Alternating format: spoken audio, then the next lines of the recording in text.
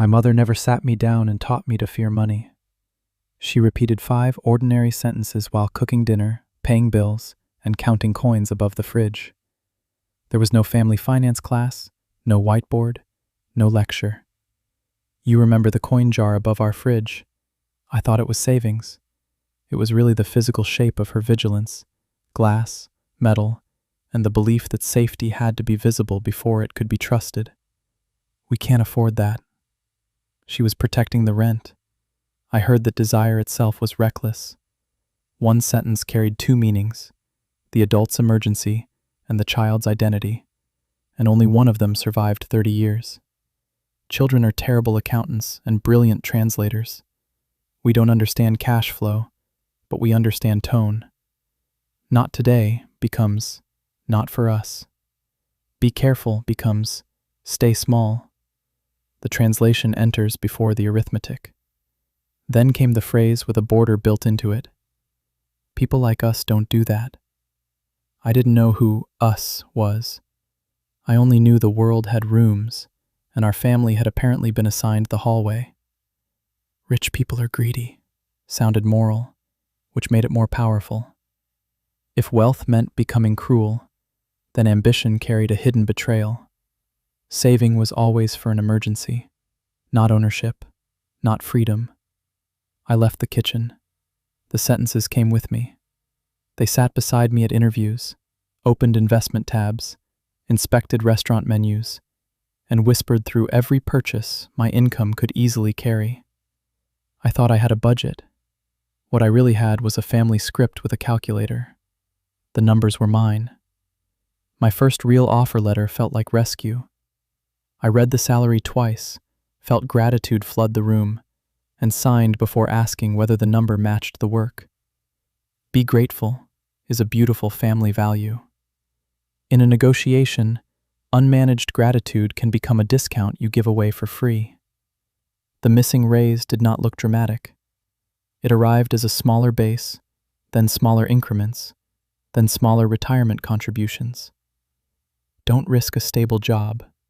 Protected families who had survived instability. In my life, it became a command to remain underpriced. I opened my first investment account 3 times. Each time the market moved red, my chest tightened, and I closed the tab. In my childhood, money could disappear because one bill arrived early. In adulthood, that memory treated every fluctuation like eviction. Cash felt safe because cash stayed still. Inflation did not. I watched the number remain intact while its purchasing power thinned invisibly. I avoided opportunities that sounded too ambitious because good people were not supposed to chase money. But money did not disappear when I looked away. I calculated the price years later, not to torture myself and not with fake precision, just enough to see the pattern. Under-negotiated salary, delayed investing, and opportunities declined before anyone could reject me. That was the moment the idea became measurable. A phrase from a kitchen had become a bill paid across decades, so I opened a notebook and performed the strangest audit of my life. Not an expense audit, a sentence audit. I wrote every phrase exactly as I remembered it, not the adult summary, the original words, including the rhythm, the nickname, and the pause before the sentence landed. Beside each phrase, I wrote who said it, how old I was, and where we were. The kitchen. Then I asked the question childhood never asks. What was happening to the adult when they said it? A job had vanished. I circled the phrases I still obeyed. Gold ink around old fear. Some surprised me. Those circles were my real budget. They allocated fear before I allocated a single rupee. They decided what felt possible, respectable, selfish, or dangerous before the spreadsheet even opened. I matched each phrase to decisions, the salary I accepted, the investment I delayed, the holiday I could afford but could not enjoy, the help I gave from guilt instead of choice. I did not pretend the total was exact. Life does not provide a clean control group. But direction matters. The notebook had no blame column. Blame would have made the audit emotionally satisfying and financially useless. I needed origins, triggers, consequences, and replacements, not a family courtroom. Most scarcity language began as love under pressure. That truth does not erase the consequence. It explains how to change it without turning insight into betrayal. Phrase 1. We can't afford it. Sometimes that is simply true. The danger appears when the sentence ends the conversation before price, timing, priority, or alternatives are examined. We can't closes the brain. Not yet, what would have to change? Opens a worksheet. Same constraint. Phrase 2. Money doesn't grow on trees. Correct literally, incomplete financially. Money can grow through ownership, productive assets, retained earnings, and time. The irony is that a tree is an asset. It takes capital, patience, maintenance, and time before producing fruit. Phrase 3. People like us don't do that. It sounds like belonging. I brought the notebook to my mother's table, not as evidence, as a question. She denied the first phrase immediately. Then she repeated it while explaining why she would never say it. She remembered the room differently. Not a childhood kitchen, a command center. One phrase came from the month a medical bill arrived beside the school fee. She had hidden both from me, then used 5 words to close every request until the danger passed. Then she said, "My mother used to say that." The sentence moved backward another generation, from my kitchen to hers, carrying the shape of emergencies neither of us had witnessed. Suddenly, it was not her phrase or mine. It was family property, an heirloom made of sound. That made it easier to examine. She began to apologize. I stopped her. I had not brought the notebook to collect guilt. I asked, "What did you want me to hear?" She answered without hesitation. "Be careful. Be independent. Never let money humiliate you." Those were instructions I could keep. We rewrote the first sentence together. Be careful, not small. Caution could remain. The ceiling could go. That distinction felt like opening a window in a room we had lived inside for years. The new phrase was not positive thinking. It was more accurate thinking. It honored the danger she survived without requiring me to recreate it forever. I did not replace "we can't afford it" with "I am infinitely abundant." A slogan that ignores reality is just fear wearing expensive clothes. The replacement had to survive contact with a bank statement. Every replacement needed 3 things: a fact, a choice, and a next action. What is true? What matters most? We can't afford it became, it is not in the plan today. What would make it affordable? Sometimes the answer remained no. Money doesn't grow on trees became, own something productive and give it time. A business, a broad investment, a skill, intellectual property. Different assets, same shift from earning only to owning too. People like us don't do that became, people who learn this can do it carefully. The sentence stopped asking for permission from ancestry and started asking for competence. Rich people are greedy became, money reveals and scales values. That made ethics more demanding, not less. It required me to decide what greater capacity would be for. Save it for an emergency. For the first week I changed nothing. I only recorded every scarcity phrase that appeared in my head. By day 3, the voice no longer sounded like my mother. It sounded like me. Inheritance had completed its trick. Borrowed language had become personal common sense. I labeled each phrase by function: safety, shame, identity, morality, or control. Different mechanisms needed different repairs. A safety script needed numbers. Identity was the most expensive. People like us had rejected opportunities before cost or risk entered the room. On day 10, I chose 1 phrase, not 5. The goal was not a vocabulary makeover. It was one better decision repeated until the new sentence stopped feeling borrowed.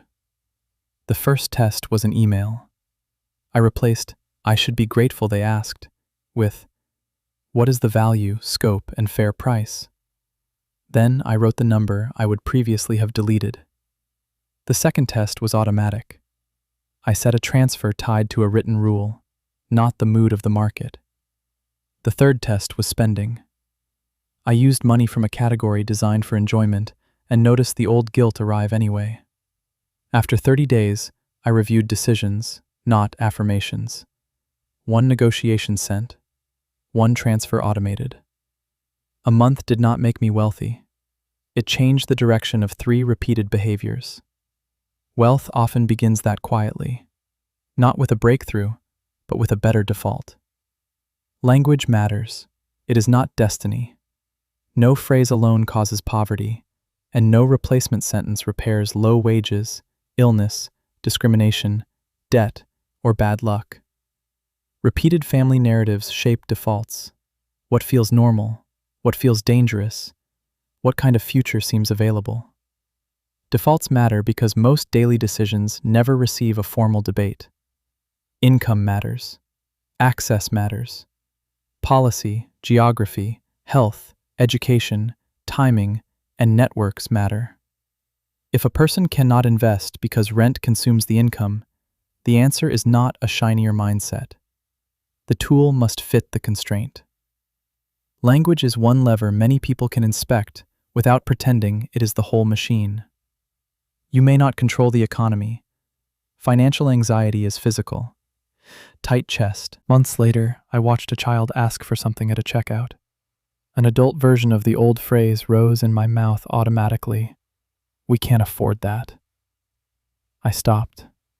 Not because the answer had changed, because the explanation could. I said, "That is not in the plan today."